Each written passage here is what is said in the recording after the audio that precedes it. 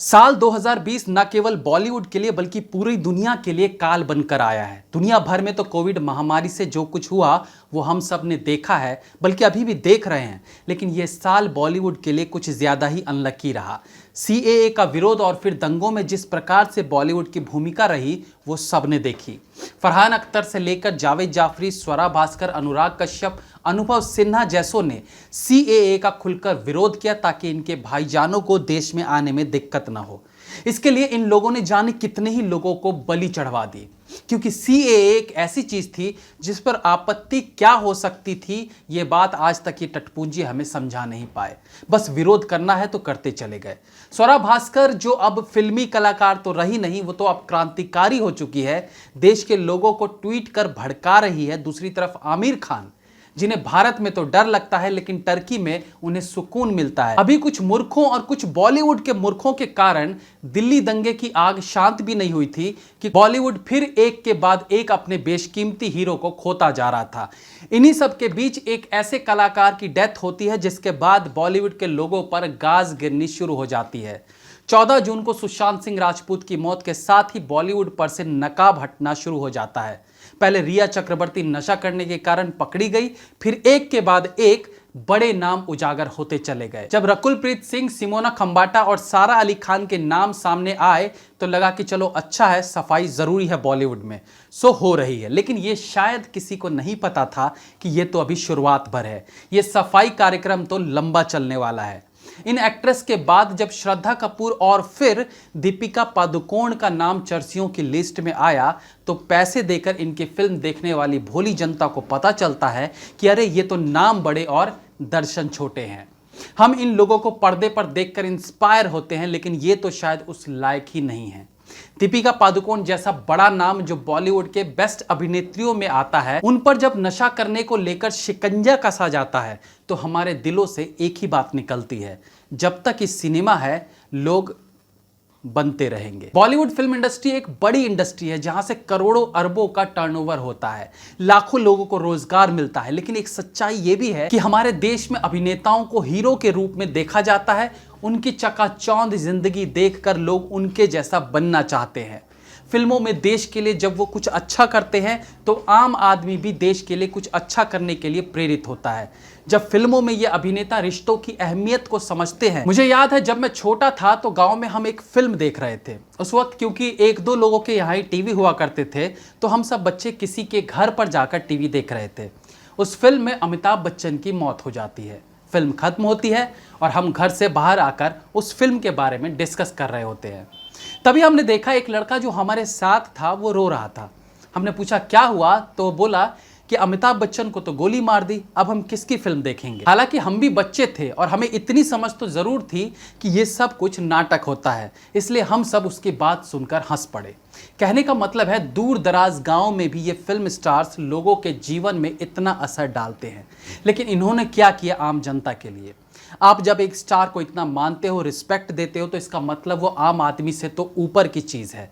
और ऐसे में आप एक्सपेक्ट करते हो कि हमारे जीवन में जो अच्छा बुरा हो उस पर इन फिल्म स्टार से कुछ तो सुने, आप कुछ तो उस मुद्दे पर बोले। अब कमाल की बात यह है कि जो गिनती के लेफ्टिस्ट सोच के लोग बॉलीवुड में पनप रहे हैं वो बिना किसी डर के देश के विरोध में बात कर लेते हैं, जैसे अनुराग कश्यप, स्वरा भास्कर हुई या अनुभव सिन्हा हुआ है।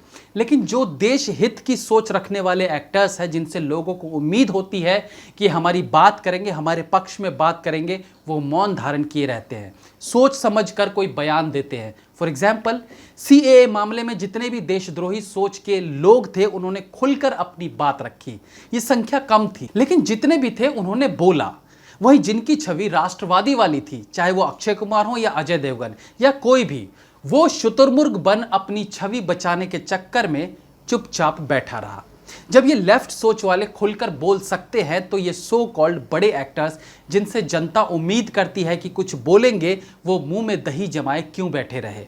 चलो ये भी छोड़ो, राम मंदिर का बनना देश के इतिहास में स्वर्ण अक्षरों में लिखा जाएगा, ये बहुत बड़ी बात थी। इस महान अवसर पर बॉलीवुड के लोगों की तरफ से एक बधाई तक नहीं। क्यों? माना कि आपको अपना सेक्युलरिज्म दिखाना था तो ठीक है, दिखाओ, लेकिन राम मंदिर की शुभकामनाएं देने से सेक्युलरिज्म खतरे में तो नहीं आ जाएगा ना। तो दिक्कत क्या थी एक ट्वीट करने में? अरे वैसे भी तो ईद की बधाइयाँ देते ही हो ना।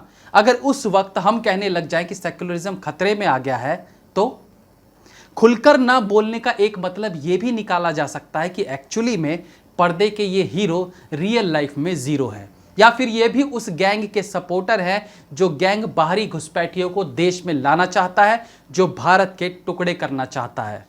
मुझे आप बताइए कि अगर आप अपने धर्म के साथ दूसरे धर्म का सम्मान करते हो तो क्या ये गलत है, या आपको दूसरे धर्म के प्रति वफादारी दिखाने के लिए अपने धर्म के खिलाफत करनी पड़ रही है? चलिए माना आप सभी धर्मों में विश्वास रखते हैं, अच्छी बात है, रखिए, लेकिन इस आस्था को दिखाने के लिए जरूरी है कि आप अपने धर्म को भूलकर यह आस्था दिखाएं। आप ईद की बधाई देते हैं, बॉलीवुड का तो शायद ही कोई ऐसा इंसान होगा जो ईद की बधाई ना देता हो, ट्वीट ना करता हो, तो फिर आपको अपने ही राम मंदिर बनने की शुभकामनाएं देने में क्या हर्ज है? और आपको अगर लगता है कि आपके ऐसा करने से आप दूसरे धर्म के भाई को नाराज कर देंगे तो फिर लानत है आप पर। खैर, ये तो बॉलीवुड की आदत रही है कि कुछ चुनिंदा चीजों पर प्रतिक्रिया दो और बाकी पर चुप रहो। अब बात करते हैं इस बॉलीवुड के नशे पर। आज जब एक के बाद एक बॉलीवुड के बड़े नाम नशा करने के आरोपी पाए जा रहे हैं, तो ये सोचने वाली बात है कि क्या जो हम सुनते आ रहे हैं कि बॉलीवुड की चकाचौंध के पीछे घना अंधेरा है, वो सही है? क्या अब जब एक स्ट्रगलर फिल्म में अपना करियर बनाने की सोचेगा तो उसके मन में ये सब ख्याल नहीं आएंगे कि जिससे वो इंस्पायर होकर इस इंडस्ट्री में आना चाह रहा था, उसके पीछे का चेहरा तो बहुत ही घिनौना है। सबसे अहम बात यह कि बॉलीवुड में नशा कोई नई बात नहीं है, और इस महंगे नशे की बात जब हम करते हैं तो उन चुनिंदा बड़े एक्टर एक्ट्रेसेस और फिल्म मेकर्स को ही इसमें ऐड कर सकते हैं, क्योंकि ये सब वही लोग अफोर्ड कर सकते हैं। एक स्पोर्ट बॉय या एक लाइटमैन के पास इतना पैसा नहीं होता, वो इतना नहीं कमाता कि ये महंगे नशे कर सके। तो जाहिर बात है, जब बॉलीवुड में नशे की बात होगी तो इन्हीं बड़े नामों से पूरे बॉलीवुड को आंका जाएगा, जिनके पास ये सब करने के लिए पैसे हैं। बॉलीवुड में तो बहुत पहले से ये सब कुछ चल रहा है। सब लोग नहीं करते नशा, लेकिन काफी लोग करते हैं। आपने न्यूज में सुना ही होगा कि 90s की एक एक्ट्रेस भी इस नशे की आरोपी साबित हुई है। तो सोचिए ये सब कितना पहले से चला आ रहा है, और यही कारण है कि बॉलीवुड में ये ड्रग्स लेना आम बात हो गई। उन्हें लगता है जैसे ये तो पान खाने जैसा है, ये कोई जुर्म भी नहीं है। बहुत से लोगों को ये भी तर्क है कि अरे नशा तो पूरे देश में है, तो केवल बॉलीवुड का निशाना क्यों बनाया जा रहा है?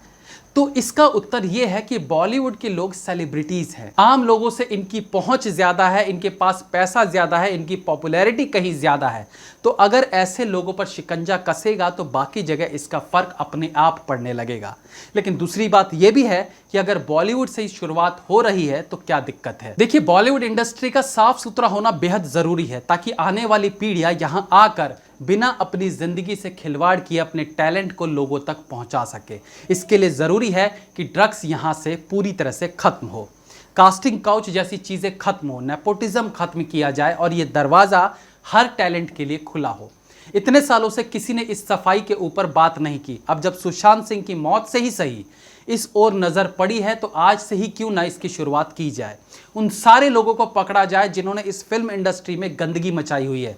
हम चाहते हैं कि हमारे हीरो जो पर्दे पर दिखाई देते हैं वो अपनी रियल लाइफ में कम से कम उसके 50% तो दिखाई दे। माना कि हर इंसान की अपनी पर्सनल लाइफ होती है, उसमें वो जो चाहे वो कर सकता है, लेकिन ड्रग्स तो कानून के दायरे में आती है। वो करने की आज़ादी आम आदमी को भी नहीं। फिर ये लोग तो यूथ आइकन है, इन पर जिम्मेदारी दुगनी होनी चाहिए। अब धीरे धीरे इन पर शिकंजा कसना शुरू हो गया है, बस देखते जाइए कौन कौन इसके लपेटे में आते हैं। जय हिंद, वंदे मातरम।